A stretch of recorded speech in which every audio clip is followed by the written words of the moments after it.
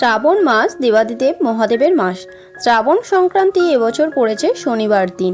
এই দিনে দেবাদিদেব মহাদেবের নামে পূজা অর্চনার সাথে সাথে এই বিশেষ জিনিসটি পুড়িয়ে দিলে আপনার জীবনের সমস্ত বাধা বিপত্তি ও গৃহের সমস্ত বাস্তুদোষ একসাথে পুড়ে যাবে। দেবাদিদেব মহাদেবের আশীর্বাদে আপনার জীবনের বাধা বিপত্তি দূর হবে এবং সকল মনস্কামনা হবে পূর্ণ। নমস্কার বন্ধুরা, আমি শিপ্রা, সবাইকে স্বাগত জানাচ্ছি শিপ্রা সিম্পল ব্লগে। বন্ধুরা, আশা করছি ঈশ্বরের আশীর্বাদে প্রত্যেকেই ভালো আছেন এবং সুস্থ আছেন। চলছে শ্রাবণ মাস।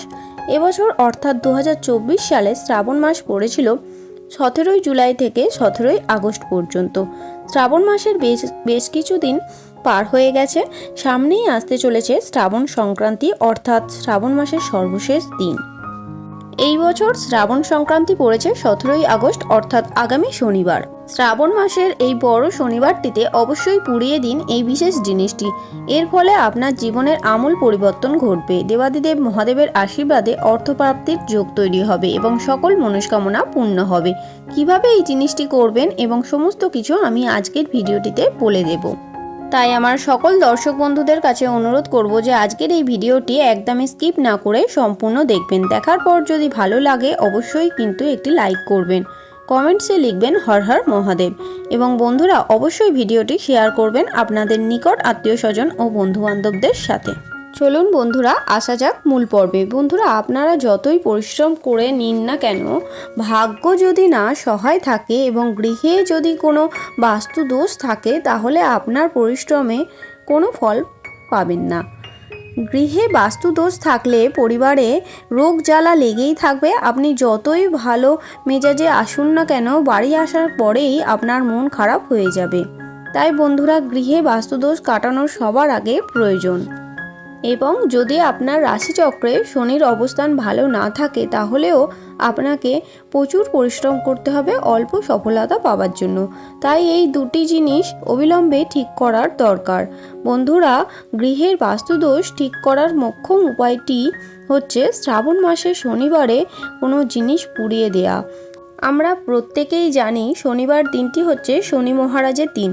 যদি শনি মহারাজের দৃষ্টি আপনার উপর থাকে, তাহলে আপনার জীবনে পরিশ্রম বাড়বে। প্রচুর পরিশ্রম করতে হবে সাফল্য অর্জন করবার জন্য। তাই শ্রাবণ মাসের একটি শনিবারও উপবাস করতে পারেন। এর ফলে শনি মহারাজের আশীর্বাদ পাবেন এবং সুফল পাবেন। এবং শ্রাবণ মাসের শনিবার দিন, বিশেষ করে আগামী যে বড় শনিবারটি আসতে চলেছে, সেই দিনে শিবলিঙ্গে একটি বিশেষ জিনিস দিয়ে অভিষেক করালেও অনেক ভালো ফল পাওয়া যায়। তার জন্য কি করতে হবে সব কিছুই আমি বলে দিচ্ছি। প্রথম হচ্ছে, শ্রাবণ মাসের প্রত্যেকটি দিন অত্যন্ত শুভ ও ফলপ্রদায়ী।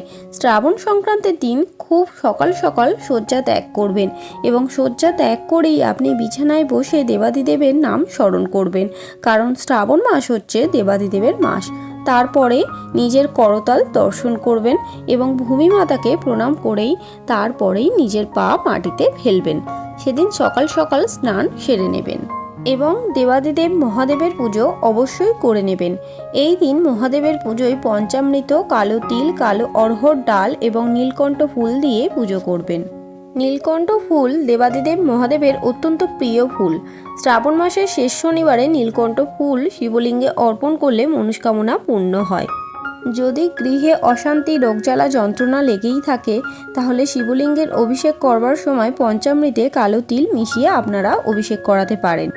যদি আপনার রাশিচক্রে শনির অবস্থান ভালো না থাকে, তাহলেও শিবলিঙ্গে কালো তিল অর্পণ করলে শনির অবস্থান ভালো হয়। তাই বন্ধুরা, শ্রাবণ মাসের সংক্রান্তির দিন এই বিশেষ জিনিসগুলি দিয়ে শিবলিঙ্গে পুজো করতে পারেন, অত্যন্ত ভালো ফল পাবেন। তার সাথে সাথে নীলকণ্ঠ ফুল, বেলপাতা, ধূত্র ফুল নিবেদন করতে ভুলবেন না। এবং মহাদেবের প্রিয় সুগন্ধি হচ্ছে ধুনো, তাই ধুনো জ্বালাবেন এই সময়। যখন আপনারা পুজো দেবেন, তখন 5টি বা 7টি নিখুঁত ডাঁটা সমেত লবঙ্গ নিবেদন করবেন মহাদেবকে। একটি পুজোর পাত্র নিয়ে নেবেন এবং বিজোড় সংখ্যক লবঙ্গ নিবেদন করবেন ওই পাত্রেই করে মহাদেবের সামনে এবং পুজো দিয়ে দেবেন। যেভাবে বললাম আমি, সেভাবে পুজো দিয়ে দেবেন। সেদিন নীলকণ্ঠ ফুল দিয়ে আপনার সিংহাসনের সমস্ত ঠাকুরের পুজো দিয়ে দেবেন এবং পূজা অর্চনার পরে ঠাকুর ঘর ছেড়ে দেবেন। সেদিন সাত্ত্বিক আহার অবশ্যই গ্রহণ করবেন। কিছুক্ষণ পরে গিয়ে আপনি যা যা ভোগ নিবেদন করেছেন সমস্ত প্রসাদ তুলে নেবেন এবং প্রসাদ গ্রহণ করবেন। তবে যে লবঙ্গগুলি নিবেদন করেছেন সেগুলি দেবাদিদেব মহাদেবের কাছে সারাদিন রাখতে দেবেন। শনিবার দিন সন্ধেবেলায় যখন আপনি সন্ধে দিতে ঢুকবেন তখন সেই লবঙ্গগুলি নেবেন এবং নারকেল ছোবড়ার সাথে সুগন্ধি ধুনো দিয়ে সেই লবঙ্গগুলি দেবেন এবং ধুনো ধরিয়ে দেবেন। যদি আপনার গৃহে নারকেল ছোবড়া বা ধুনো না থাকে তাহলে একটি কর্পূরদানির মধ্যে কর্পূর দিয়ে ওই লবঙ্গগুলি দিয়ে দেবেন এবং জ্বালিয়ে দেবেন। কিন্তু যে ধোঁয়াটি তৈরি হবে সেটি যেন আপনার ঘরের সর্বত্র ভালোভাবে পৌঁছায় সেটা চেষ্টা করবেন। কিন্তু যেন লবঙ্গগুলো ভালোভাবে পড়ে সেদিকে ভালো করে খেয়াল রাখবেন। কর্পূরের সাথে যে লবঙ্গ মিশ্রিত ধোঁয়াটি তৈরি হবে সেটা আপনার রান্নাঘর, বেডরুম, ড্রয়িং রুম সর্বত্র জায়গায় ভালো করে ঘুরিয়ে দেবেন এবং সেই সময় ঘরের দরজা জানলা বন্ধ রাখবেন।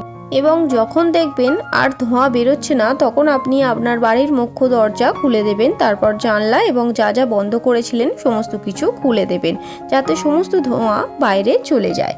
এই উপায়টি করলে আপনার গৃহে যদি কোনো বাস্তু দোষ থাকে তাহলে তা দূর হয়ে যাবে। আপনার গৃহে কেউ ক্ষতি করতে পারবে না। যদি নজর দোষ লেগে থাকে তাহলে সেই নজর দোষও কেটে যাবে এবং এটি একটি প্রমাণিত উপায় এবং এটি আপনি করে দেখতে পারেন। এই উপায়টি করা খুব সহজ, না এটি কষ্টসাধ্য, না এটি করা খরচ সাপেক্ষ। পরিবারের ভালোর জন্য এই উপায়টি করুন এবং তার সাথে সাথে মহাদেবের কাছে পরিবারের মঙ্গল কামনা করুন যাতে সারা বছর ব্যাপী মহাদেবের আশীর্বাদ আপনার পরিবারের উপর বর্ষিত হয় এবং কেউ আপনার পরিবারের কোনো ক্ষতি করতে না পারে। আজকের পর্বটি আমি এখানেই শেষ করছি। আশা করছি ভিডিওটি আপনাদের একটু হলেও উপকারে আসলো। ভিডিওটি ভালো লাগলে অবশ্যই লাইক, কমেন্ট এবং শেয়ার করবেন বন্ধুরা। যদি চ্যানেলে নতুন হন তাহলে অবশ্যই চ্যানেলটিকে সাবস্ক্রাইব করে আমার সাথে থাকবেন। দেখা হবে শিপ্রা সিম্পল ব্লগের আরও একটি নতুন পর্ব নিয়ে। সবাই খুব ভালো থাকবেন, সুস্থ থাকবেন।